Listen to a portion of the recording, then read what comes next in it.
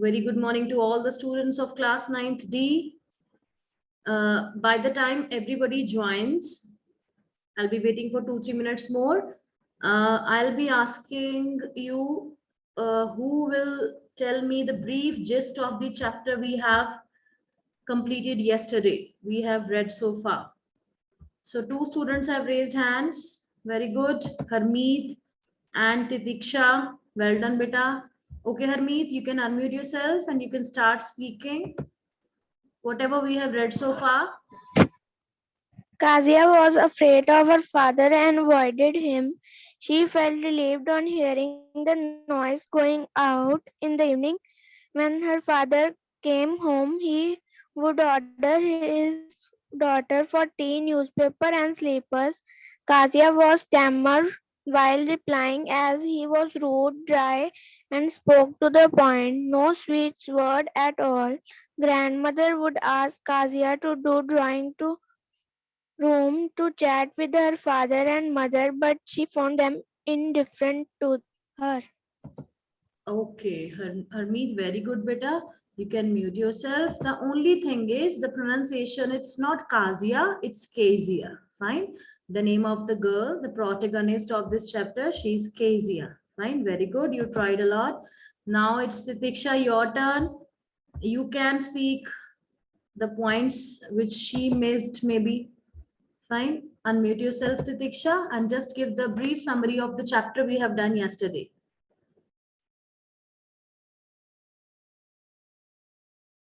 Yes, speak, beta. Titiksha, unmute yourself.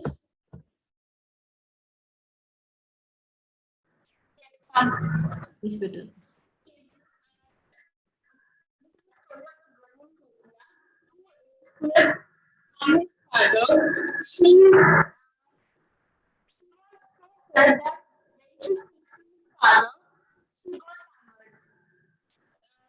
Your voice is not. When she go out in the drawing room, I see her father stretched out on the sofa and her mother reading the newspaper. Your voice is not clear, Titiksha. Your voice is not clear. I'm so sorry for that. Some technical problem maybe. Any other child who would like to participate?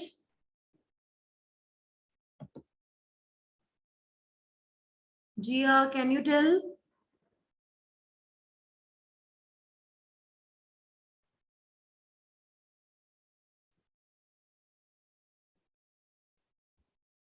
Okay, beta. Unmute yourself.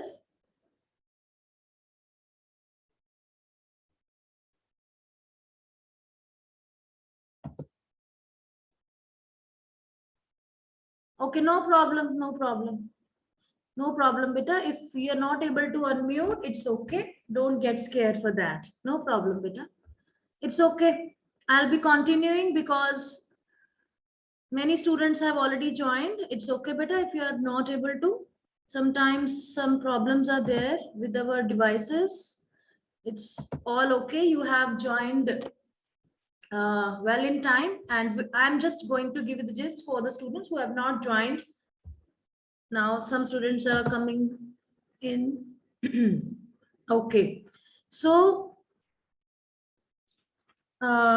in this we have read so far that little girl Kezia, she's very much afraid of her father because father is very strict enough. She starts stammering and stuttering in front of her father. Otherwise, with others, she is quite fine. And who else is there in her family? Grandmother is there. She's very loving and kind towards Kezia. Mother is there. She is also fine with her daughter, but father is quite rude. She does not have any sibling, no brother, sister, they have mentioned in this chapter. And one cook is there who's there to do the household chores only. So father is very rude and harsh. So whenever he goes back to work, the child feels relieved.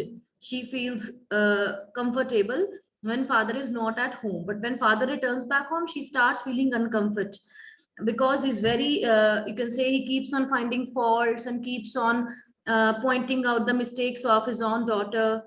Fine. So this is the kind of thing is going on in the house of Kezia. And one day what happens, grandmother suggested to Kezia that father's birthday is approaching. You should give a gift to him. So she suggested that you should make a pin cushion, a stuffed cushion for your father. She gave a yellow silk material to her granddaughter, and suggested that you can make and you can fill some fluffy stuff in it to make a cushion for father's birthday. He will be very happy. So she's trying to bridge the gap between father and daughter. But actually what happens, Kezia started sewing that cushion from all the three sides she completed. But when fourth side was still open and she wanted to stuff something inside it to make it fluffy, she starts searching for some scraps of clothes and paper here and there in her mother's room, parents' room, and she found a good chunk of paper, a fine chunk of paper, and she could not perceive that actually they are valuable paper for the father. They were important papers. Actually, it was having a speech of his father. It was official work, and rather than thinking or going through or asking someone, she just tears those papers into various parts and just starts stuffing it in the cushion and sew the fourth side also. So she prepares one pin cushion for her father's birthday, but without knowing that she has actually, you can say, created chaos in the family, because father kept on searching. He could not find papers anywhere. He starts yelling at, you can say, mother, at servants, everybody in the house. And then finally when mother asked Kezia that have you seen the papers anywhere, and she very casually she says that yes, I have just put those papers into the cushion. And then she dragged her downstairs in the dining area where everybody was standing, and father immediately started yelling at her. And then she asked mother to take this girl to her room, and whatever was left, whatever remains were left of the papers, he also instructed to bring back to him. And then after that, Kezia, when she was sobbing and crying, hiding under the bedclothes in her bed only, father reaches to her. Father goes in her room and with a ruler in his hand, and he says that you're not supposed to touch the things which do not belong to you. So he wanted to teach a lesson to his daughter. So she told that because it was just because of your birthday, but he did not listen to any of the, you can say, explanation. And she was beaten by father with a ruler on her hands. Fine. Don't, cook up the stories. Last day one boy was saying that father slapped her. Father did not slap Kezia. She asked to, you can say, show hands in front of him, and he beat her with a ruler. Fine. On her hands only. So this is the thing we have read so far. Then she started sobbing and crying, and she was thinking why God has made fathers, what is the purpose of having a father. So this kind of question coming to her mind. She was, grandmother was there to soothe her that day. She was clutched to her grandmother in a rocking chair, and she was telling and comforting her that you should clean your nose and you should try to sleep beta and all. But she was not getting satisfaction out of any comfort, because she was very at, her mind was not at rest. Fine. So next day what happens, but grandmother could not answer that question, why God made fathers. So next day, when Kezia saw her father, she tries to hide her hands behind her back. Fine. She tries to hide her hands behind her back. And why she was hiding her hands? Because she was scared. Her cheeks grew red in, you can say, fear. She was so scared of her father. But what happened?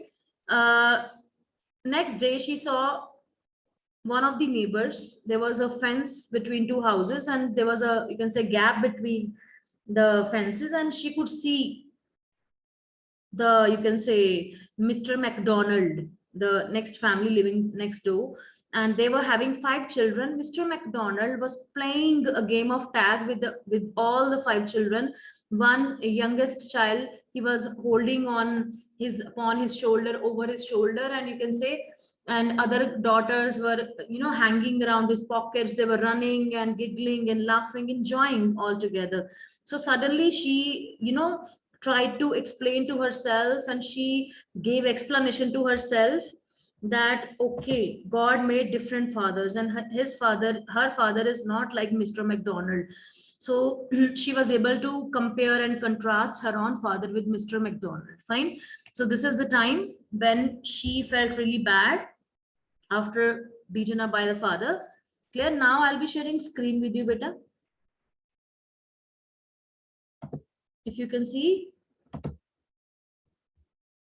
the little girl, page 35, from this part onwards, then it was, she decided there were different sort of fathers, but now from here onwards. Sorry. Clear? This paragraph we are going to, I have highlighted for you people. Fine. You can see the screens. You can use books. I prefer reading from books, so I'll be using my book for this. Clear?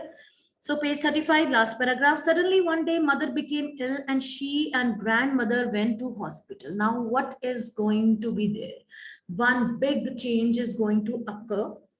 And you know, Kezia was not friendly with her father. She was friendly with grandmother and mother also. But one day what happened? Mother was severely ill, and she was so ill that she was supposed to be taken to the hospital. So grandmother was there. She took Kezia's mother to the hospital. So Kezia was now all alone at home, and father was there at home, but she was not sharing that comfort zone with her father. She was not able to express. So one day mother became ill and she and grandmother went to hospital. The little girl was left alone in the house with Alice, the cook. So name of the cook is Alice, underline this character. Now this, you can say, the least important character, but having one small role, you should know why she's here. That was all right in the daytime, but while Alice was putting her to bed, she grew suddenly afraid. Now during the whole day, it was fine. You know, some people are very afraid of darkness, especially kids, when light goes off, switches off, and they get scared, most of us. So that girl, little girl, was very fine during the day when mother and grandmother were away from her in the hospital. But it grew darker and darker. It was the night time. They could not come back because of some problem. And Alice, the cook, she got the responsibility to put the girl back to the bed. So she was very afraid now. Next page. You can see the picture of Mr. McDonald playing with 5 children. Fine, here. And youngest child there on his shoulders, and rest of the 4 children holding his father's coat and running and playing together. And one girl, you can say Kezia, was having hole over there in the fence. And then she was seeing that how they are enjoying, why God made different fathers. So that kind of explanation she created that day, that God actually has created or made different sorts of fathers. Clear? So this picture is quite clear to everyone. Now we'll be moving on to 10th paragraph.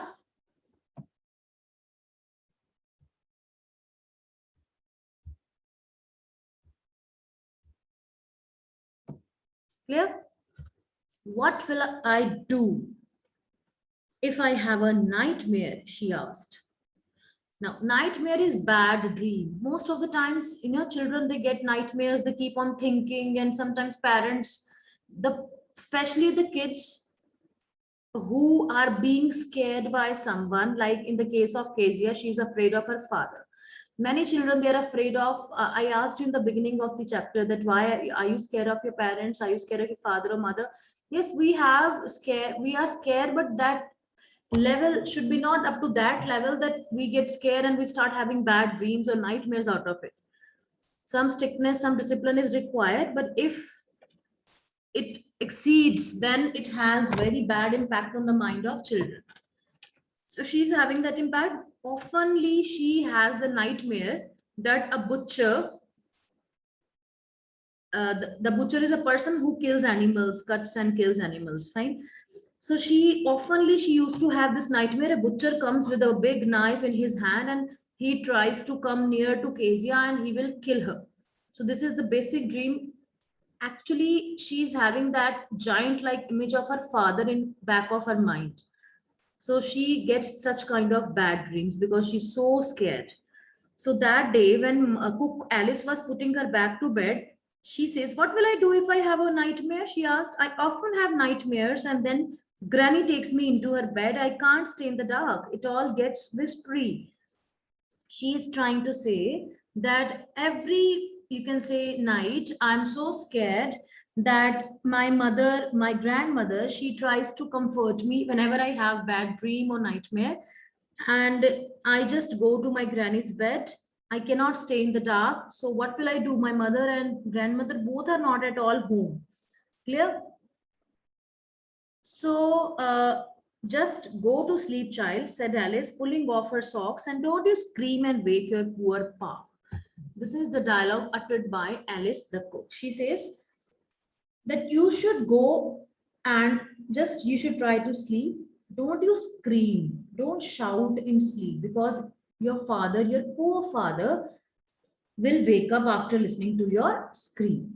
So why she's saying poor pa? Because Alice the cook, maybe she's mature enough, she's able to see that how hard the father is working, that he gets so tired and he needs rest because for the next day he has to go early in the morning at the work also.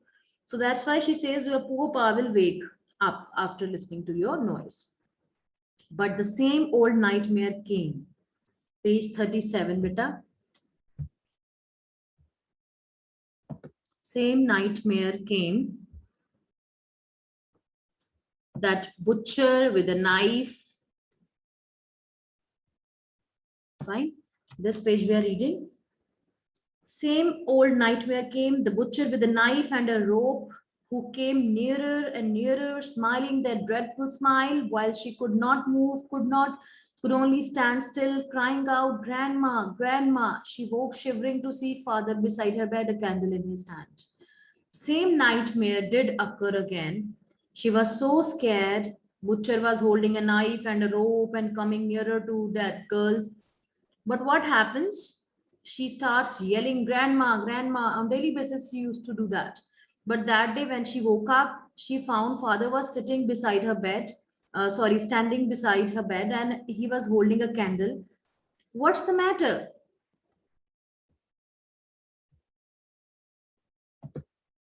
And he says, what's the matter? Oh, a butcher, a knife, I want Granny. She was so scared. You know, when you wake up from a dream, you could not perceive that whether you are in real life or you are in a dream state, dream-like state. So she was not able to perceive what's happening. He blew out the candle, bent down, and caught up the child in his arms. So, see, this is the first time ever when father and daughter could get some quality time together. He's going to comfort his own daughter. Otherwise, he just used to yell and shout and give instructions only. Clear? And carrying her along the passage to big bedroom, he carries her to his own bedroom. A newspaper was on the bed. He put away the paper, then carefully tucked up the child. He lay down beside her, half asleep, still with the butcher's smile all about her. It seemed she crept close to him, snuggled her head under his arm, held tightly to his shirt. He tucked up the girl, he covered the girl nicely, properly. Otherwise, he has never done so, you know. Fine. And she was creeping, she was crawling near to and clinging to his father's shirt and holding him, because when we are scared, we want someone to comfort us. The physical comfort comes first. When we find our parents or siblings with us in the darkness, we feel comfortable. But if when we are alone, we start feeling scared. So she was trying to go near to father, and father says, then the dark did not matter. She lay still. And now she was comfortable because otherwise grandmother would be there. Now father is there. Here, rub your feet against my legs and get them warm, said father. Maybe it's a cold weather, and due to cold also she's not able to sleep. So he says that rub your feet against my legs and get them warm. And said father, tired out, he slept before the little girl. See, he was there to help the little girl, the poor girl, but when she was lying beside her father, holding him tightly and getting comfort in the darkness.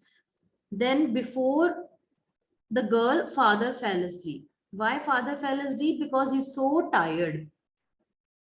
He was now, a funny feeling came over her. This is the first experience ever of this little girl, Kezia, that she is sleeping right beside her father, holding him, and she was just having that funny feeling. Why this funny feeling? Because she saw poor father, not so big after all, and with no one to look after him. Suddenly she starts thinking about her father.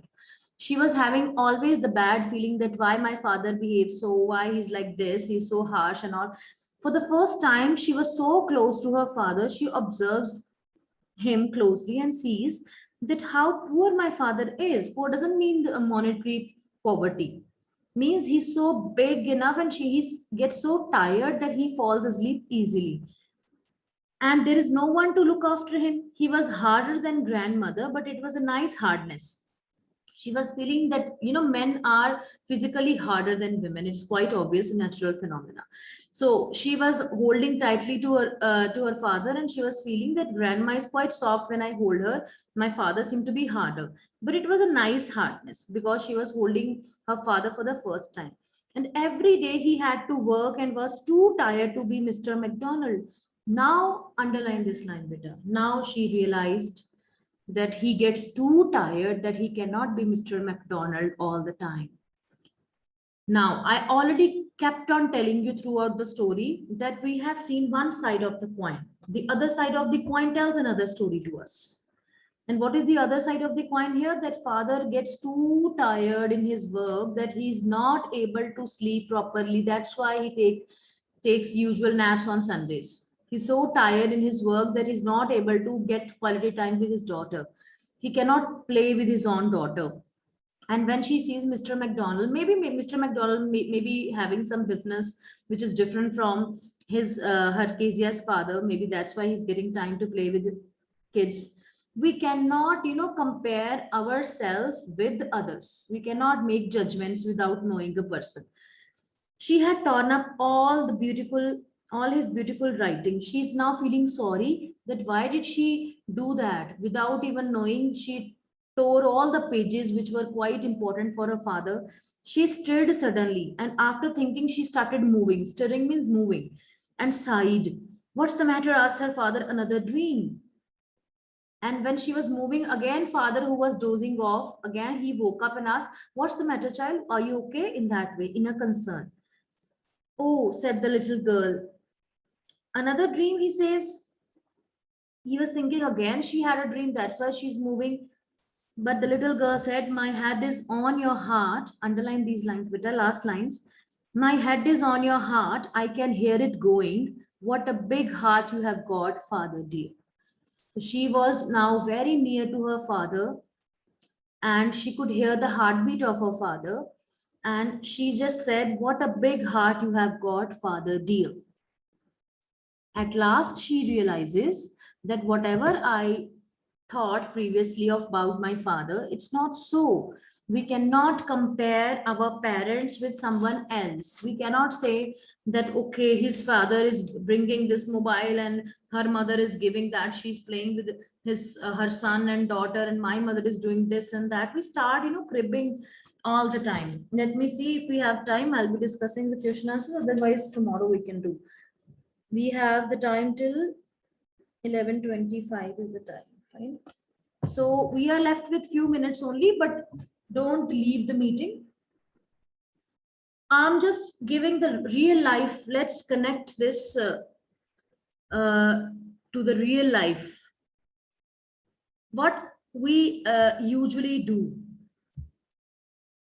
in our personal lives, what we do, we start with comparing and contrasting our parents with others. These days we have social media, we have Facebook, we have Instagrams, and what we do is we start comparing our parents. Yes, Lisa, kindly pay attention, beta. So what we do is we start comparing our lives, our parents or our families with others. We start saying, okay, they are enjoying, they are just doing holiday, and what I'm doing here, my parents, my father does not, take me out over there for a holiday and breaks, and how they are enjoying. We start having notions by seeing others parents or others siblings. This is not the thing to be done at all. The circumstances in every family is different. The workload on the parents is totally different. Some parents are even working harder. I'm not saying those who do not go to work, they are free. Household chores are very difficult also to, you can say, to do. So parents are managing their works, they're managing work from home, whether they're going to offices in such COVID situations. They are just doing the best possible thing for us. Whatever they can do, they are already doing for us.